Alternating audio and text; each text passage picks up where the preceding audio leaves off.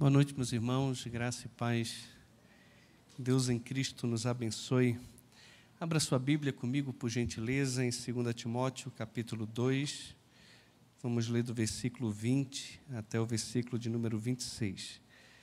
2 Timóteo 2, do versículo 20 até o versículo de número 26.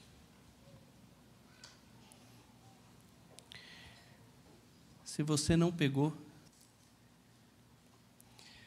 Bom, a palavra de Deus diz assim: Ora, numa grande casa não há somente utensílios de ouro e de prata. Há também de madeira e de barro, alguns para a honra, outros, porém, para a desonra.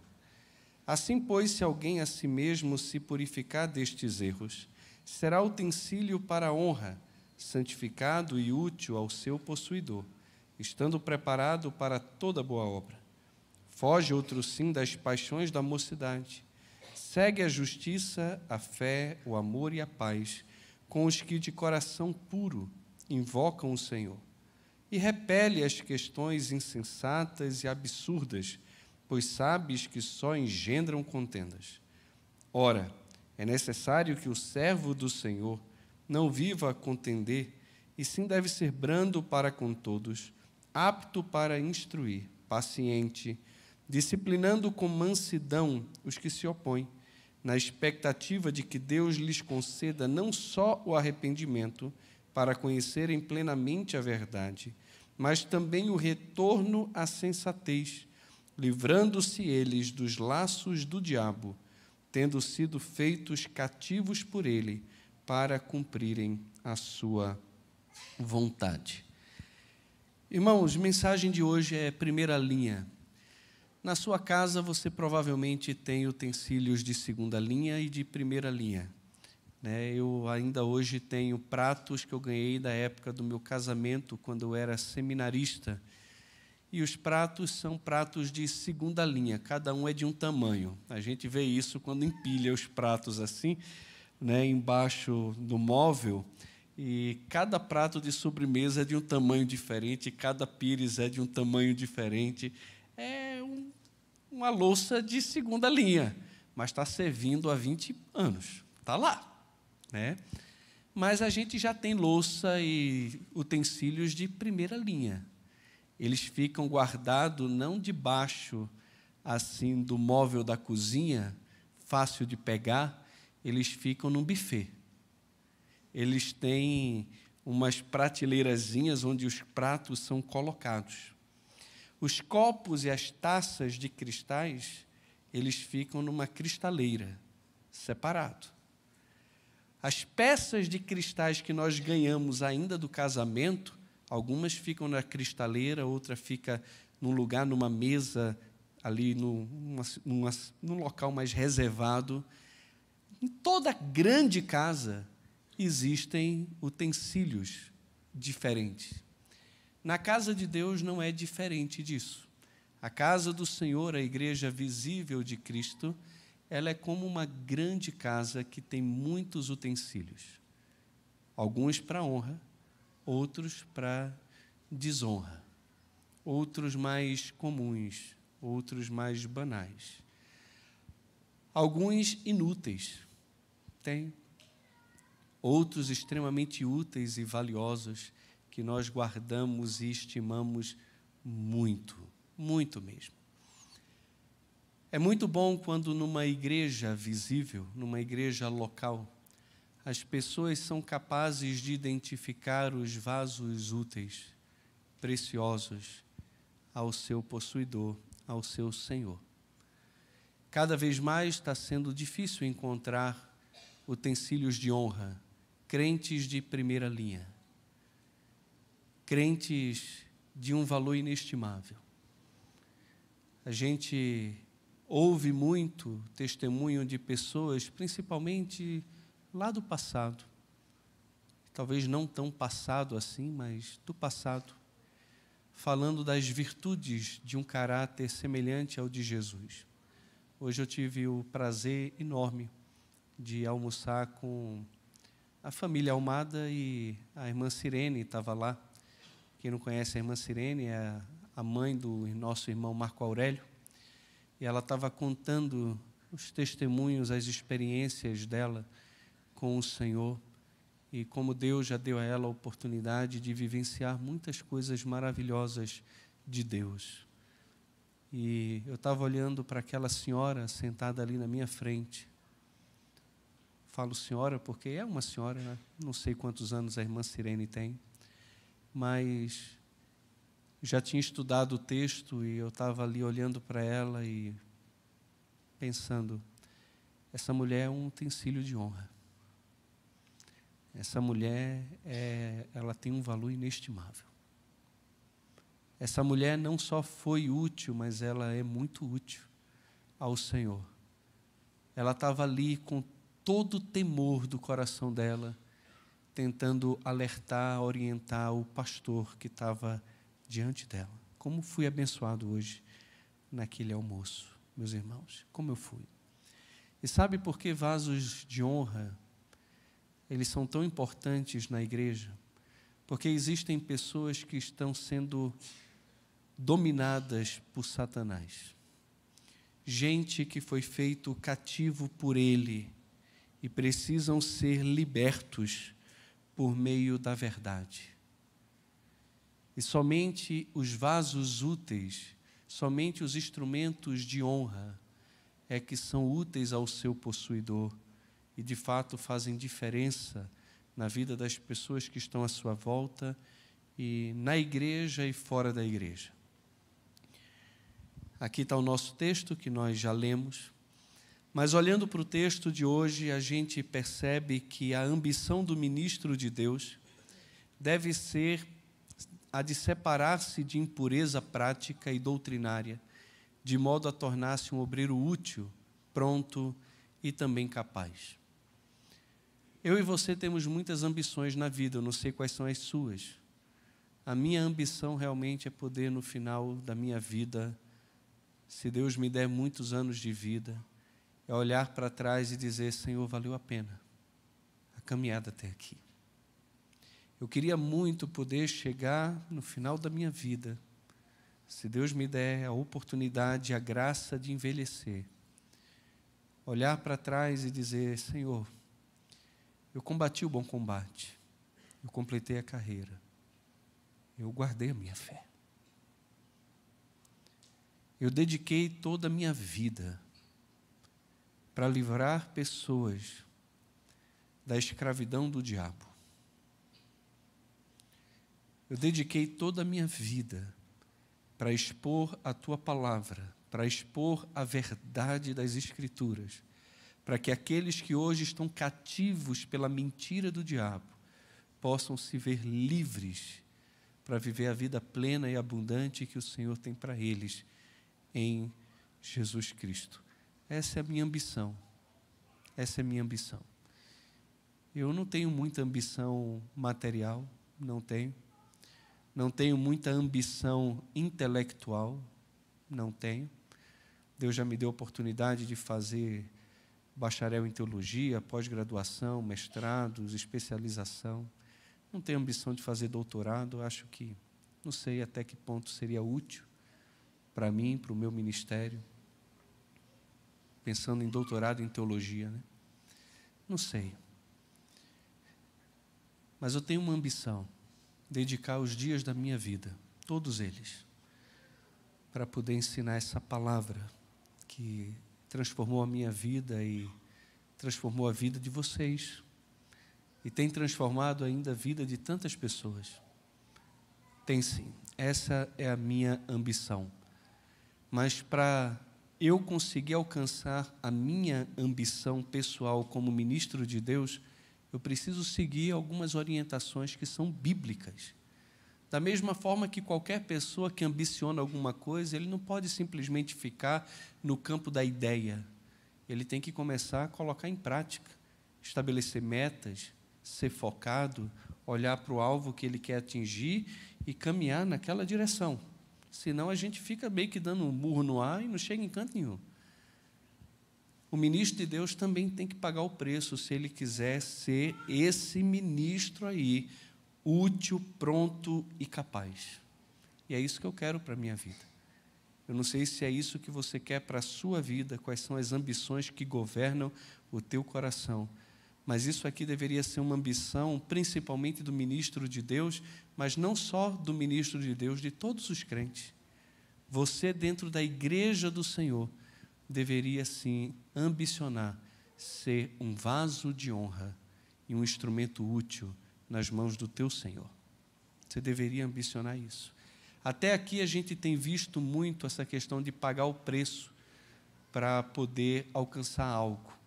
A gente viu no início do capítulo 2 essa importância do discipulado, de transmitir a verdade adiante para homens fiéis e idôneos, para que eles possam também transmitir essa verdade a outras pessoas e assim a verdade do Evangelho ir passando de geração em geração. Depois vimos as 3 ilustrações do atleta, do soldado e também do agricultor. Todos eles têm que pagar o preço para alcançar o que almeja, agradar a Deus, receber o prêmio e desfrutar do fruto da colheita. Então, existe pagar preço, existe uma tarefa para poder receber um benefício. Vimos na mensagem do sermão retrasado que, fiado só amanhã, que se a gente quiser ser útil nas mãos do Senhor e levar o Evangelho adiante, precisamos lembrar da vitória de Cristo, precisamos lembrar da glória eterna e precisamos nos lembrar da fidelidade de Deus. Isso tudo deve nos motivar a pagar o preço no presente. E hoje também a gente vai ver que é necessário pagar um preço também. Às vezes as pessoas não querem pagar o preço e acabam recebendo na sua vida o que não esperava. Quanto é que você cobra? Nossa, achei muito mais barato. Olha o mais barato aí. Ó. Irmãos, tem muita gente que vai colher isso, viu? Não está querendo pagar preço, está querendo pagar barato e vai ter isso aí, ó, na sua vida. Não só no presente, como também no futuro. Tem que pagar o preço. A ambição do ministro de Deus de se tornar útil ao seu Senhor, livrando os cativos do diabo, deve levá-lo a considerar algumas coisas. A primeira delas, que a gente encontra aqui no nosso texto, no versículo 20 e 21, é a purificação pessoal. Ora, numa grande casa não há somente utensílios de ouro e de prata, há também de madeira e de barro, alguns para honra, outros, porém, para desonra. Assim, pois, se alguém a si mesmo se purificar destes erros, será utensílio para a honra, santificado e útil ao seu possuidor, estando preparado para toda boa obra. Aqui nós temos a distinção e nós temos a ambição. A distinção que encontramos aqui tem a ver com honra e desonra. E a ambição tem a ver com se tornar esse utensílio de honra. E quem é o utensílio de honra? É aquele que é santificado, que é útil e que é preparado para toda boa obra. É possível, meus irmãos, que haja pouca dúvida de que essa grande casa aqui seja de fato a casa de Deus, a igreja visível, a igreja professa. Mas o que são esses vasos? O uso desse termo em outras partes do Novo Testamento sugere que eles não são simplesmente membros da igreja, mas os mestres da igreja. Eu penso que os 2 conjuntos de instrumento na casa, aqui, eles representam verdadeiros e falsos mestres dentro da igreja do Senhor. Penso aqui, que Paulo ele ainda esteja se referindo ao que ele acabou de falar, tá certo? Nos versículos anteriores, quando ele contrasta esses mestres entre aquele que é um obreiro aprovado, que maneja bem, corretamente a palavra da verdade, e aqueles falsos mestres que nós devemos evitar. A única diferença é que ele muda a metáfora aqui de bons e maus obreiros para vasos com fins honrosos e vasos para fins desonrosos. E seria difícil exagerar o privilégio que Paulo ele está trazendo aqui agora e colocando diante de Timóteo, e não só diante de Timóteo, mas também diante de todos nós.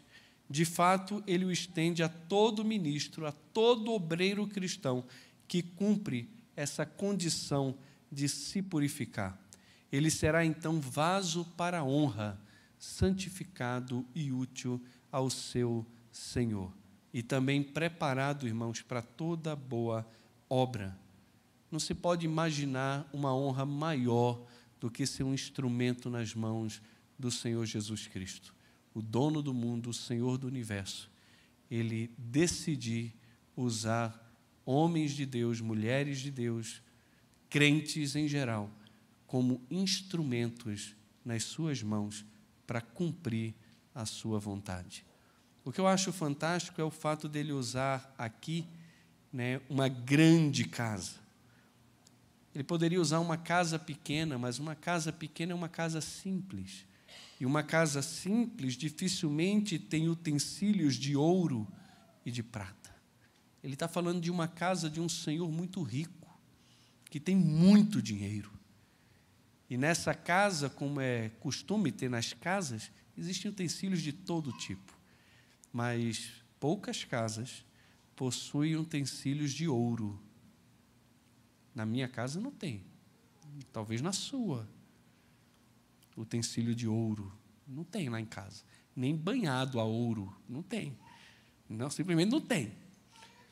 Eu não sei se tem de prata lá em casa, utensílio de prata, mas aí já se torna um pouco mais normal.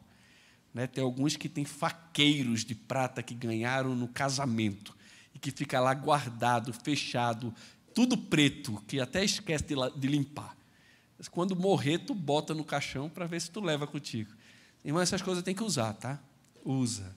É ocasião especial às vezes, mas não deixa guardado assim, não. É utensílio de honra.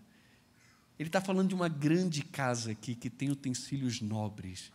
Toda casa tem um utensílio também banal, fútil, que às vezes você usa um momento e joga ali na despensa. Ninguém coloca utensílio de honra na despensa jogado de qualquer jeito. A gente deixa tudo muito bem guardado, muito bem cuidado. A gente usa esses instrumentos assim, esses utensílios, quando tem uma visita ilustre na nossa casa, Como lá em casa a gente só tem visita ilustre, a gente usa sempre as coisas lá. Aí o pessoal fala, nossa, vocês são muito caprichosos, coloca essas coisas aqui. Isso eu, não é a Aline, minha esposa. Você vai lá em casa, a Aline se preocupa tanto em fazer aquela mesa bonita, bota aquele prato, que eu não sei nem falar o nome daquela marca, mas que todo mundo sabe, tem todo o buffet, aquele negócio é hexagonal, aquele prato, eu não sei. Todo mundo sabe o que eu estou falando, né? Sabe? De porcelana, isso aí, é um prato de porcelana. Coloca lá, a taça é toda bonita, que a gente ganhou de alguém. É honra. A gente está mostrando com isso que aquela pessoa que está chegando na nossa casa, a gente estima muito aquela pessoa. A gente quer que ela se sinta realmente importante. Existe, meus irmãos, sim, no meio da igreja do Senhor, distinção entre mestres e mestres, entre pastores e pastores, entre crentes e crentes. Existem mestres de verdade apegados à palavra, gente que ama a Deus, que procura ser fiel em tudo. E existe aqueles que deixaram a verdade, entregaram-se às fábulas, seguem mandamentos de homem, são homens da mente corrompida e a consciência também totalmente afetada, como nós lemos e estudamos hoje pela manhã, aqui na análise de Tito. Homens reprováveis para toda boa obra. Homens que causam repúdio, são abomináveis. Olha que coisa terrível. A mente e a consciência deles foram tingidas, essa é a ideia ali, corrompidas com essas fábulas, com essas heresias, com esse fascínio, às vezes, do mundo, e abandonaram a palavra de Deus. Como nós vimos, entre eles, a palavra de Deus fala de Himeneu e Fileto. E nós poderíamos lembrar na nossa geração de muitos homens que começaram bem no ministério e não terminaram bem o ministério, que já escreveram coisas fantásticas que edificaram a igreja e que hoje são quase inimigos do Evangelho. Deixaram de lado a sã doutrina e se enveredaram por caminhos completamente tortuosos. Esses são utensílios de desonra e não de honra. Não de honra. Não são preciosos e deixaram de ser úteis para boa obra. Eles são, na verdade, desprezíveis e não estão preparados para a boa obra que Deus os chamou. Mas o vaso de honra, ele é santificado, ele é útil e ele é preparado. Santificado, meus irmãos, tem a ideia de separado por Deus e para Deus. Nesse sentido, todos nós que somos crentes, todos nós, sem nenhuma exceção, somos santos. Se você crê em Jesus como Senhor da sua vida, e você se entregou a Ele, e recebeu a vida que Jesus dá, você é um santo de Deus. Sabia disso? Eu sou santo não, pastor. É santo, então não é crente. Tu é crente ou não é? Sou, então é santo. Pronto. Santo posicionalmente. Você foi separado por Deus, já pertence a Deus. Mas agora, se você quer ser esse vaso de honra, se você quer ser útil nas mãos do Senhor, então, diz o versículo 21, que se alguém a si mesmo se purificar destes erros, será utensílio para honra, será santificado, será separado por Deus e para Deus, para se tornar útil na mão dele, para toda boa obra que ele quiser usar você. Muitas vezes, nós perdemos a oportunidade de sermos usados por Deus, porque não estamos crescendo, meus irmãos, em santidade. Não estamos crescendo em santificação pessoal. Aquele que foi salvo por Jesus precisa viver como ele vive. Precisa pisar nas pegadas que ele deixou. Precisa aborrecer o mundo e amar a Deus. Basta o tempo em que nós vivíamos amando esse mundo, os valores deste mundo. Acabou esse tempo. Devemos viver como de fato somos santos. Você é santo, então seja santo. Você é santo, então santifique-se. Faça morrer pelo Espírito Santo os feitos do seu corpo, para que você possa viver e desfrutar da vida de Deus e se tornar alguém muito precioso para o Senhor. Tem gente que quer ser usado por Deus, mas não quer pagar o preço de se santificar. Você precisa se santificar. Ah, pastor, mas é o Senhor que me santifica. É verdade. Olha Levítico lá, eu sou o Senhor que te santifico, eu sou o Senhor que te santifico. É verdade, é o Senhor quem nos santifica. É a palavra dele que nos santifica, é o Espírito que nos santifica, é a comunhão com os santos que nos santifica. Mas deixa eu te falar uma coisa, eu e você somos responsáveis nesse processo também. Retirai-vos do meio deles, diz o Senhor, separai-vos, e eu vos receberei. Serei o vosso pai, e vós sereis para mim, filhos e filhas. Assim diz o Senhor Todo-Poderoso. Eu preciso me retirar do meio dos incrédulos. Não no sentido de não estar entre eles para evangelizar e tentar alcançá-los e livrá-los das ciladas e dos laços do diabo, mas os incrédulos, eles não podem ser a minha amizade, a minha companhia. Eu não amo o sistema do mundo, eu não amo os valores que eles defendem de forma alguma. Eu amo a Deus, eu amo a sua palavra, eu amo o seu povo e por isso eu me afasto desse meio e me aproximo de um meio que me ajuda nesse processo de santificação. Todos nós precisamos nos santificar. Você quer ser útil? Então você precisa se santificar. Se você ambiciona ser usado por Deus e não ficar olhando os outros serem usados por Deus enquanto você não faz absolutamente nada, você precisa sim ser ativo no seu processo de santificação progressiva. Seja santo. O que é que hoje atrapalha você de viver uma vida de pureza e santidade diante do Senhor? Você precisa identificar e precisa cortar, eliminar da sua vida aquilo que te afasta desse propósito. Se você não ambicionar ser usado por Deus e útil nas mãos dele para libertar pessoas da escravidão do diabo e viver uma vida plena diante de Cristo, se você ambiciona isso, então você precisa santificar a si mesmo. E aí você será santificado, útil e preparado para toda boa obra. Não adianta querer ser preparado na hora. Isso é um processo. Tem que ser preparado. Tá? Caminhando aqui, a gente percebe também que não só a purificação pessoal, mas a purificação prática faz parte também desse processo em que nós ambicionamos ser úteis para livrar pessoas das ciladas do diabo. O versículo 22 diz: foge outro sim das paixões da mocidade. E faz o quê? Segue a justiça, a fé, o amor e a paz com os que de coração puro invocam o Senhor. Não dá para fugir dos dois verbos aqui, né?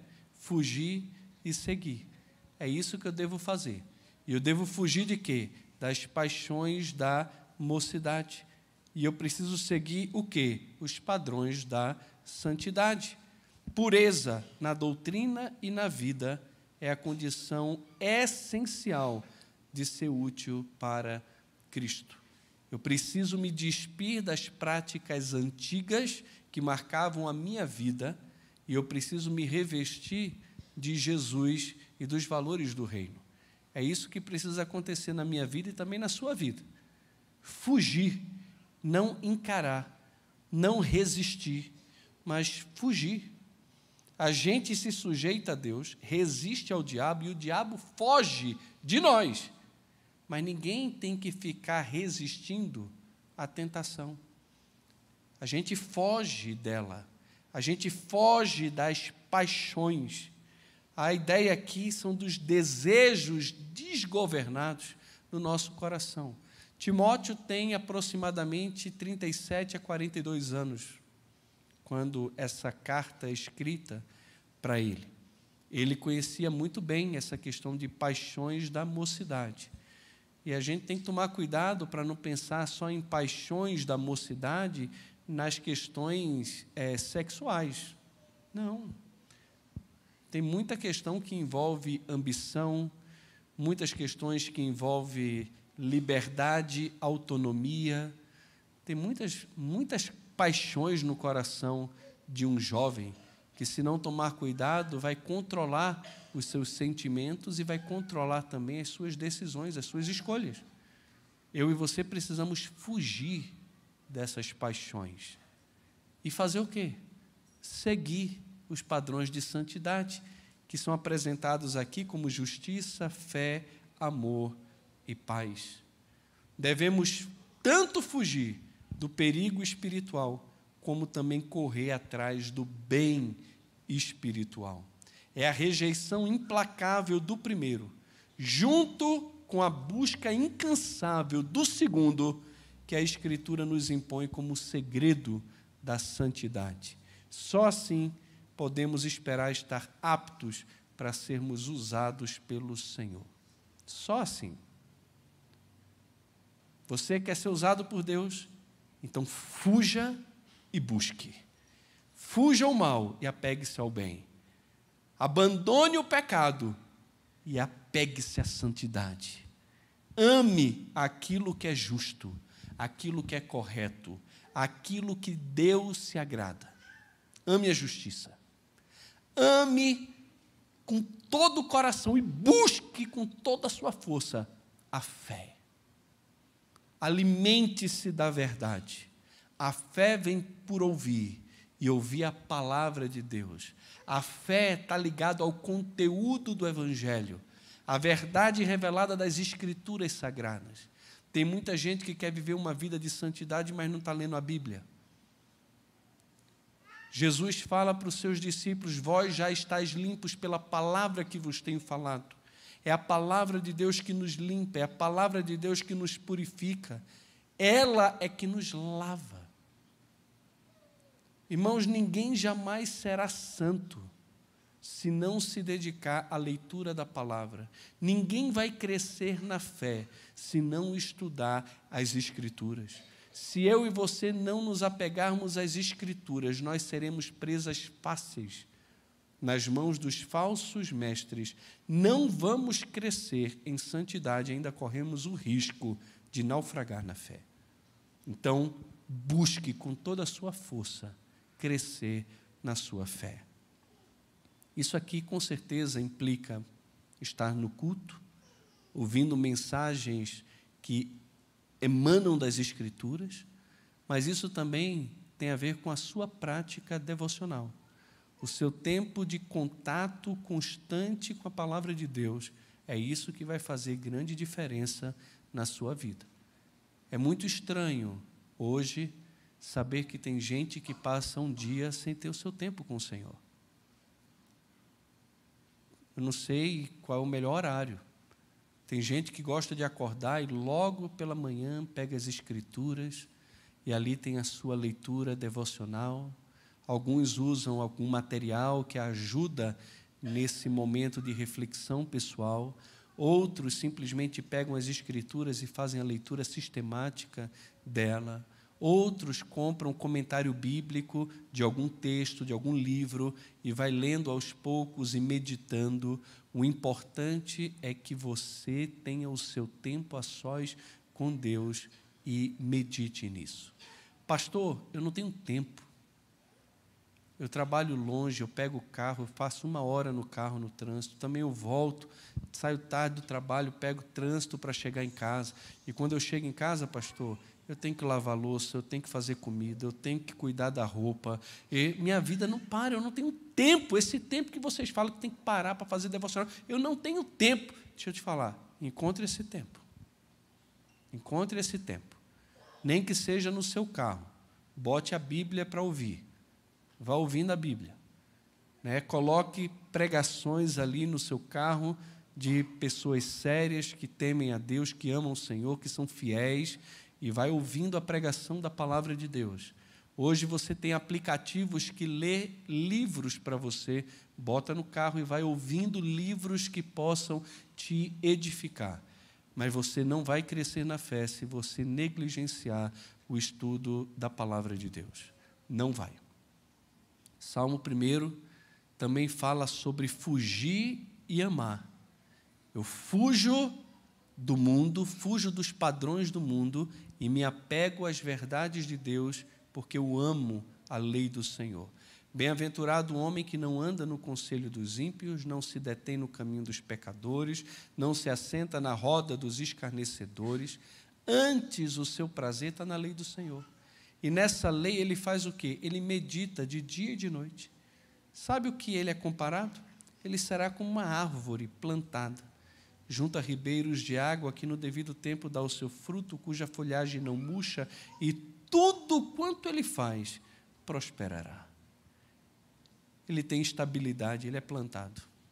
Ele tem vitalidade, as folhas não murcham. Ele tem produtividade, no devido tempo ele vai dar fruto. Vai, claro que vai. Alguém que está apegado à palavra, que está crescendo na fé, em algum momento ele vai começar a ser frutuoso. Vai, produtividade e também prosperidade. Tudo o que fizer será bem-sucedido. Assim é um homem de Deus, a mulher de Deus, que busca a santidade, que busca crescer em justiça e fé, mas também em amor. Ele segue o amor. Seguir o amor é seguir Jesus. Jesus é o padrão de amor. Ele é o modelo que todos nós devemos imitar. Novo mandamento eu vos dou. que vos ameis uns aos outros. Não, mas esse é velho, não é novo, não. Não, mas deixa eu falar, é como eu vos amei. Ah, agora é novo. Porque o que a gente conhecia é que eu devia amar o próximo como a mim mesmo. E aqui, deixa eu deixar claro para vocês, não tem 3 mandamentos, tá? É 2 mandamentos, amar a Deus e ao próximo como você já ama a você. Não tem um mandamento, você tem que amar você, tá vendo? Como é que você vai amar o próximo se você não se ama? Não, você está enganado, você já se ama muito. Ama muito. Não, pastor, ama não. Está vendo aquela pessoa largadona ali, gordão? Ele não tem amor próprio. Tem sim. Ele se ama tanto que se entrega a comida desesperadamente para satisfazer os desejos da carne dele. Ele se ama. Não pense que não ama, não.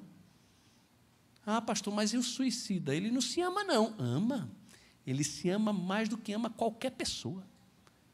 Ele se ama tanto que ele não está nem aí para os que vão ficar sofrendo com a partida dele. O que ele quer é acabar com o sofrimento que ele está enfrentando. E aí ele pensa em si e não no outro. Se tem uma coisa que é certa, meus irmãos, é que todos aqui se amam demais. De vez em quando eu brinco com o pessoal que chega perto de mim, me abraça e fala, pastor, eu te amo tanto. Eu disse, eu também, ore por mim para que Deus tire isso de mim. Eu me amo demais, eu tenho que me amar menos. Eu tenho que fazer morrer esse homem. Eu não posso me amar assim. Eu tenho que amar o outro mais do que a mim. O nosso problema não é que nós somos taças vazias que precisam ser enchidas de amor. Nós somos taças cheias de amor próprio que precisam ser esvaziadas desse amor para que Cristo possa encher a nossa vida com o seu amor. E se tem uma coisa, meus irmãos, que deveria marcar a nossa vida, é o amor. Essa é a marca de todo genuíno crente, é o amor. Amados, amemo-nos uns aos outros. Por quê? Porque o amor procede de Deus. E todo aquele que ama é nascido de Deus e conhece a Deus. Aquele que não ama, não conhece a Deus, porque Deus é amor. Nisto manifestou o amor de Deus em nós, não em que tenhamos amado a Deus, mas que Ele nos amou e entregou o seu Filho como propiciação pelos nossos pecados. Olha que coisa fantástica. Amados, se Deus de tal maneira nos amou, devemos também amar uns aos outros. Ninguém jamais viu a Deus. Se amarmos uns aos outros, Deus permanece em nós e o seu amor é em nós aperfeiçoado. A gente tem que seguir o amor. Todos nós aqui já recebemos o amor de Deus no nosso coração pelo Espírito Santo. Romanos 5:5. Mas precisamos crescer no amor. Sempre buscar amar mais. Amar mais. Olhar o outro e colocar o outro acima de nós mesmos. Nunca pensar como posso ser servido, mas como posso servir nessa ocasião. Como eu posso me doar nessa ocasião. E o padrão, meus irmãos, é sempre Cristo. Sempre Cristo. Ele é o modelo perfeito do que é o amor. Ninguém tem maior amor do que esse, de dar a alguém a vida em favor dos seus amigos. E João vai dizer, se Cristo deu a vida por nós, devemos também dar a vida pelos nossos irmãos. E aquele que diz que ama a Deus, mas não ama o seu irmão, está mentindo. Porque ninguém pode amar aquele que não vê, se não ama aquele que vê. E 1 João 5:1 vai dizer que todo aquele que é nascido de Deus também ama aqueles que de Deus é nascido. Nós amamos os irmãos, porque somos de Deus e devemos seguir o amor. Mas também temos que seguir a paz. A paz com Deus, a paz com o próximo. Sempre no que depender de mim, eu tenho que ter paz com todos os homens. Nem sempre depende, mas no que depende, eu tenho que buscar a paz. Mas com quem? Com os que de coração puro invocam o Senhor. Sabe por quê? Porque é muito mais fácil seguir todas essas coisas e buscar e alcançar um padrão de santidade quando eu faço isso em comunidade. Quando eu faço isso com pessoas que temem a Deus e invocam o nome do Senhor. Você quer ser santo? Quero, pastor. Eu quero ser santo para poder ser útil. Vem cá. Com quem tu anda? A Bíblia deixa claro, as más conversações corrompem um bom costume. Deixa eu perguntar para você, com quem você anda? Quem são os teus amigos? O que eles leem? O que eles veem?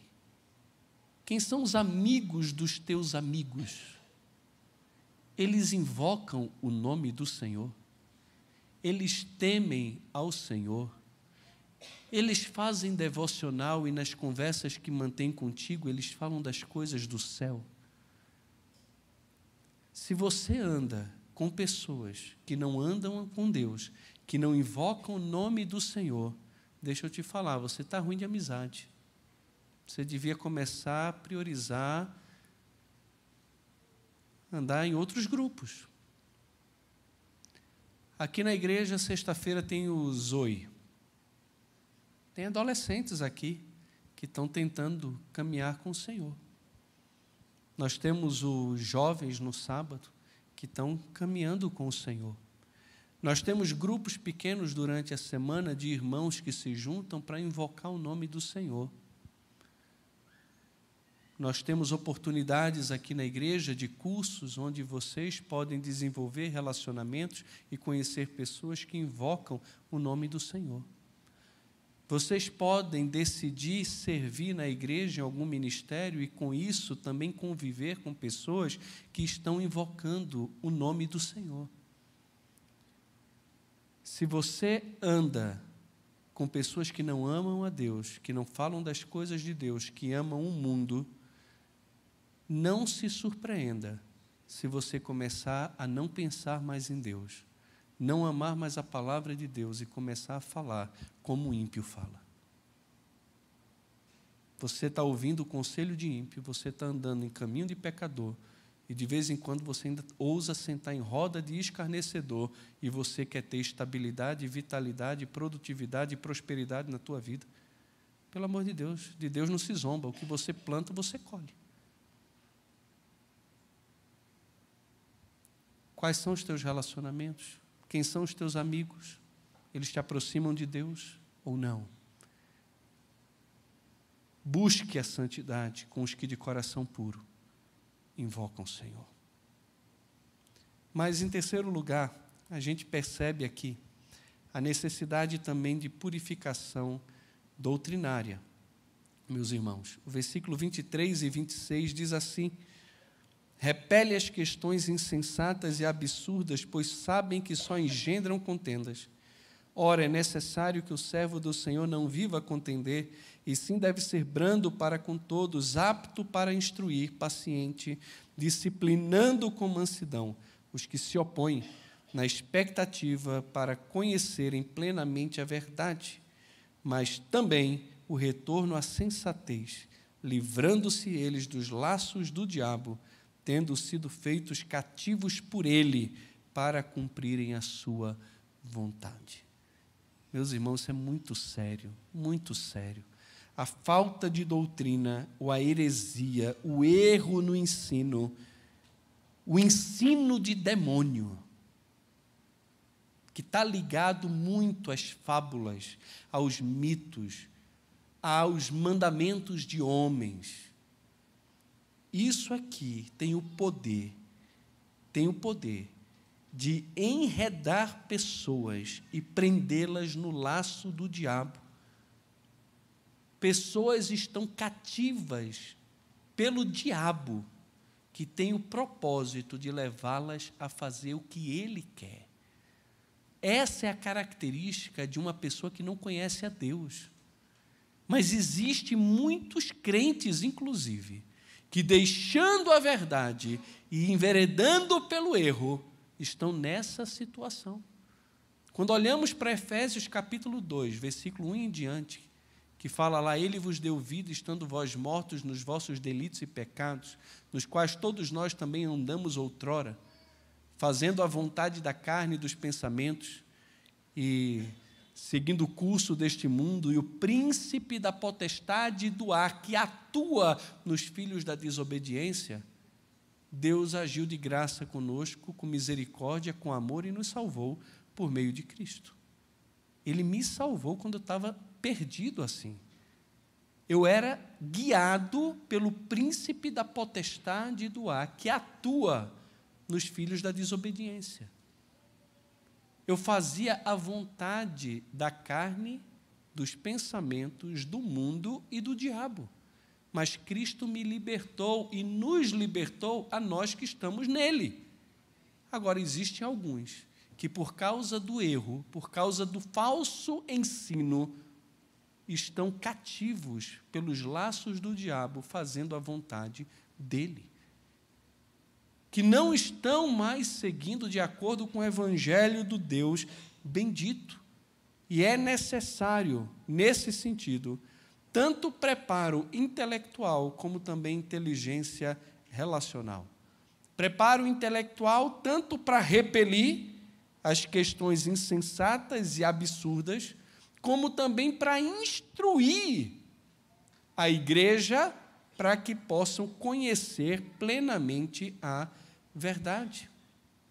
Agora, o que está sendo proibido a Timóteo e, por intermédio dele, a todos os servos e ministros do Senhor hoje, não podemos concluir, meus irmãos, que isso aqui, esse repelir questões insensatas e absurdos, seja uma proibição de toda controvérsia. Pois quando a verdade do Evangelho estava em jogo, o próprio Paulo gostava de causar controvérsias veementemente. A gente vê que é proibido, são controvérsias que em si mesmo são tolas e inúteis.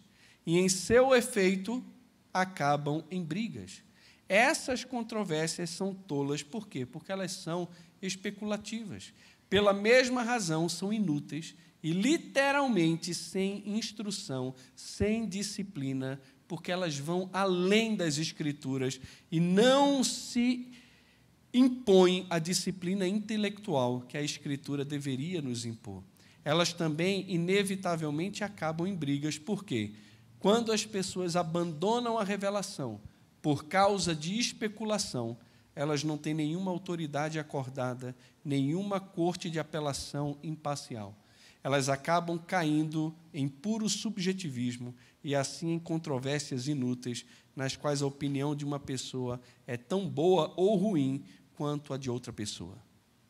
Agora, quando a gente está preso às Escrituras, totalmente apegado à Escritura, a gente não está andando em cima de mandamento de homens, de genealogia e de mitos, como a gente encontra aqui em 2 Timóteo, encontra em Tito e encontra também em 1 Timóteo, aí eu posso, com base na Escritura, argumentar. E isso não é uma questão inútil, nem tola e nem insensato, mas necessário. Paulo, muitas vezes, ia para as sinagogas e arrazoava com os judeus, provando pelas Escrituras que Jesus era o Cristo. Da mesma forma, nós, muitas vezes, vamos precisar, sim, entrar em algumas controvérsias, para que a verdade da Escritura possa ser também estabelecida. Então, repelir questões insensatas, instruir, porque sem instrução ninguém chega ao conhecimento da verdade, e com isso também não chega ao arrependimento, o arrependimento que Deus concede. Veja só, vocês já pararam para ver isso aqui? Na expectativa de que Deus lhes conceda não só o arrependimento. Então, quem concede o arrependimento é Deus. Olha aí, essa inteligência relacional também está ligada a essa esperança que o homem de Deus tem em Deus. Porque à medida que ele ensina, à medida que ele instrui, ele ora, ele espera que Deus possa agir, trazendo clareza e arrependimento ao coração daqueles que estão ouvindo. Como ele tem que ser? Cônscio, consciente da identidade dele. Ele é servo do Senhor. Ele é um escravo do Senhor. Se na grande casa tem utensílio de honra e desonra, nessa grande casa também tem escravos. E esses escravos são os escravos do Senhor. Eles não podem fazer as coisas do jeito que eles querem. Ele tem que fazer do jeito que o Senhor quer. Ele é um servo de Deus. Ele é brando, paciente e manso, meus irmãos.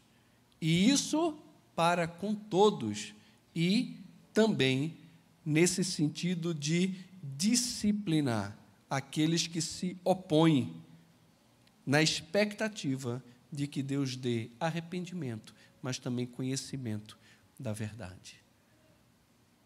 A instrução, a gente está vendo de manhã em Tito, né, que muitas vezes, não são poucas vezes, mas algumas vezes, o ministro de Deus precisa repreender severamente.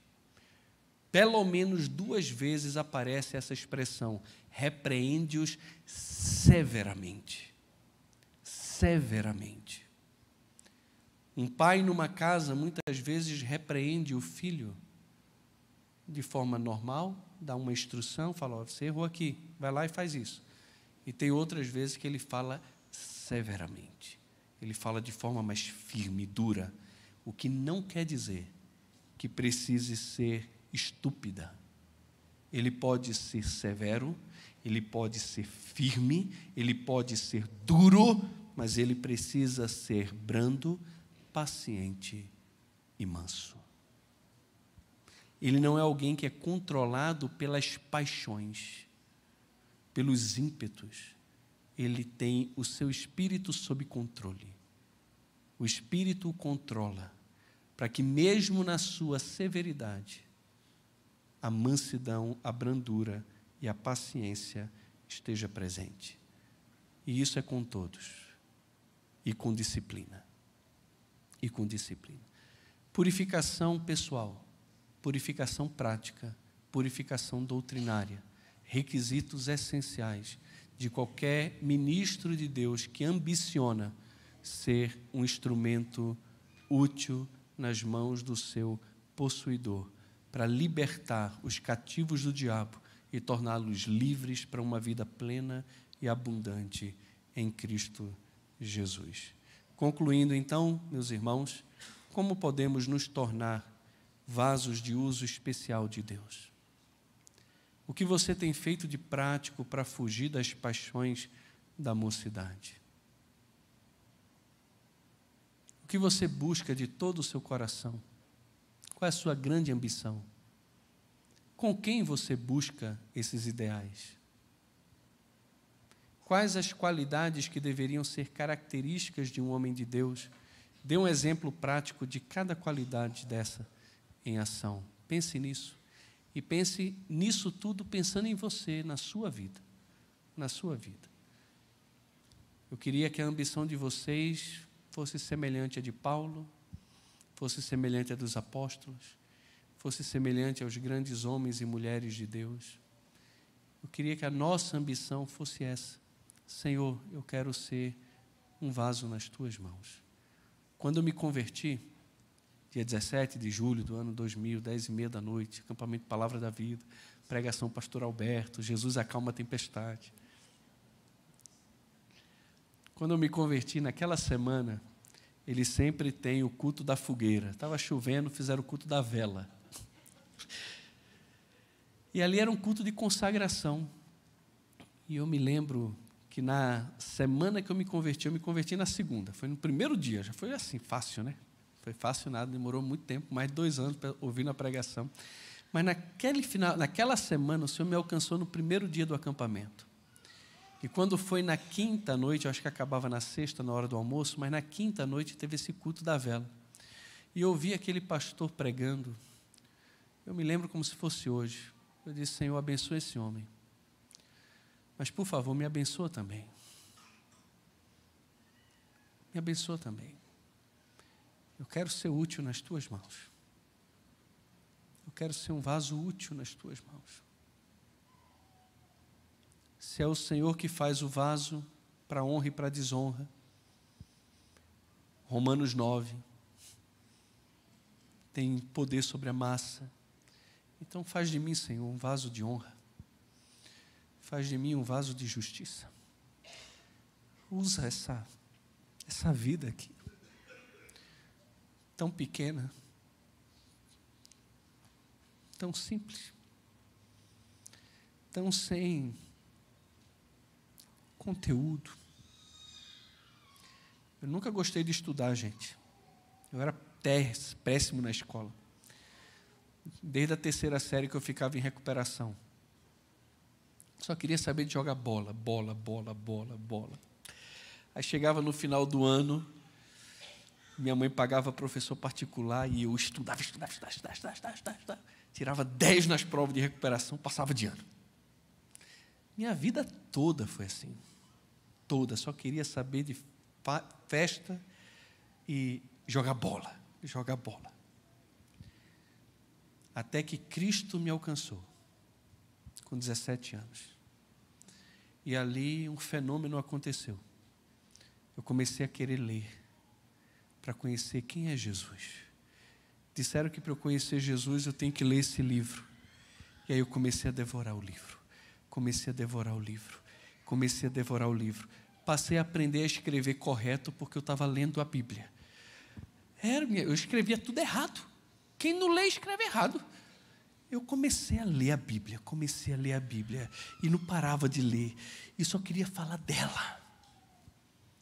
E naquela noite, naquele dia, num acampamento, eu disse: Senhor, me usa. E depois de um tempo, não muito tempo, 6 meses depois, eu estava no seminário, estudando. A ideia era ir para fazer 1 ano só. E voltar a fazer vestibular e seguir a vida. Mas naquele ano eu entendi que Deus estava me chamando para o ministério. E fui para o seminário. Conheci minha esposa, Aline, lá nesse 1 ano. Fomos para o seminário em Anápolis, estudamos, nos casamos no final do ano 2002. Terminamos no meio de 2005. Fomos para o ministério.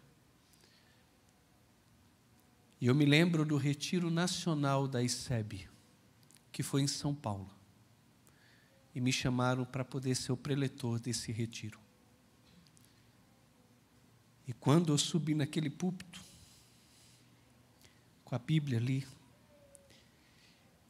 o senhor estava lá? O senhor era o presidente, devia estar, né? Devia estar. Que eu subi naquele púlpito, que de lá eu olhei, tinha quase 1000 jovens.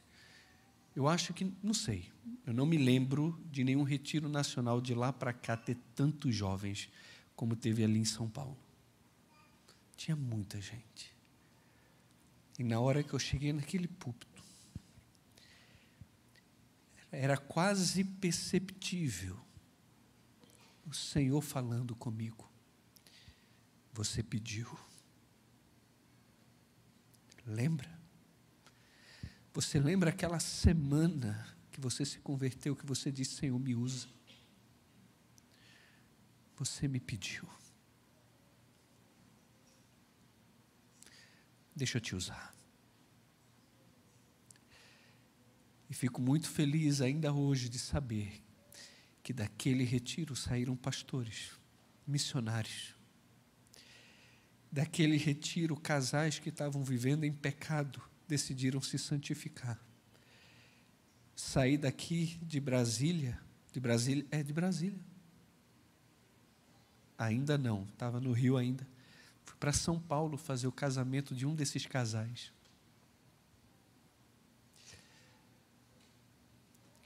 Eu tenho certeza que se você chegar com sinceridade de coração, aí no seu canto, mesmo silenciosamente, e você falar: Senhor, me usa. Eu quero ser um vaso útil nas tuas mãos. Eu quero causar estrago no inferno. Eu quero libertar pessoas que estão cativas pelo diabo, como eu estava.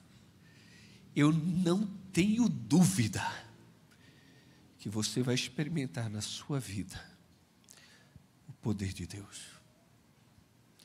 você vai olhar para a sua vida e vai dizer: Senhor, obrigado, porque eu pedi e o Senhor fez.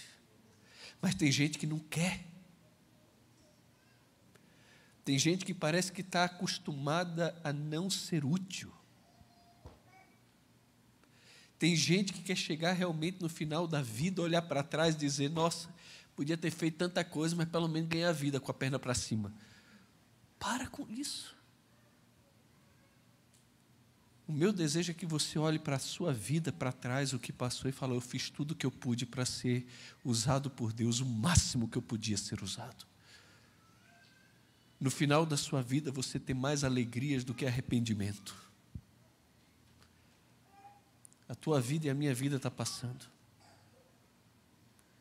Não queira ser um vaso de desonra, um vaso inútil, mas um vaso precioso e útil ao Senhor Jesus.